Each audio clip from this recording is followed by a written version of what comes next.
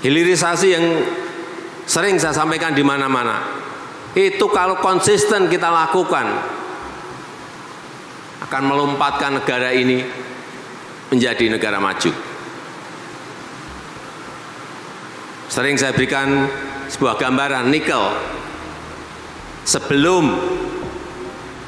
Sebelumnya kita ekspor dalam bentuk raw material, dalam bentuk bahan mentah. Per tahun nilainya kurang lebih 30-an triliun per tahun, ekspor hanya mentahan. Begitu mulai kita stop tahun 2020, stop ekspor harus dalam bentuk barang setengah jadi atau barang jadi. Melompat 1 tahun, angkanya menjadi 510 triliun. Itu baru satu barang.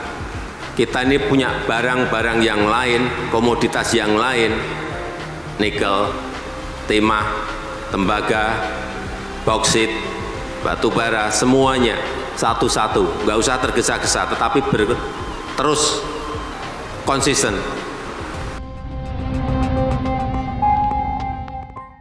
Presiden Jokowi menegaskan bahwa Indonesia harus merebut sendiri peluang dan kesempatannya menjadi negara maju tanpa berharap dari negara lain.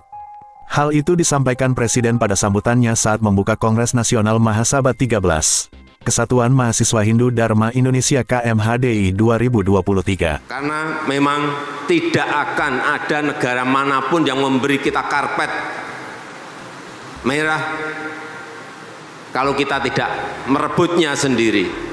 Nggak ada, jangan berharap itu. Presiden Jokowi menegaskan, salah satu upaya merebut peluang menjadi negara maju adalah melalui hilirisasi di berbagai sektor.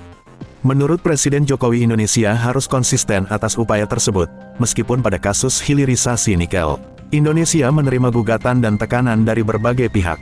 Dan tidak usah kita ini takut gara-gara digugat di WTO misalnya. Kalau kita digugat seperti itu, kita mundur sampai kapanpun negara ini tidak akan menjadi negara maju.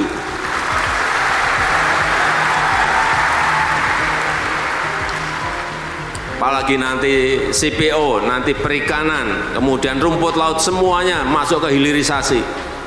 Presiden menambahkan seorang pemimpin harus konsisten, tidak boleh ragu dan penakut menghadapi gugatan yang muncul.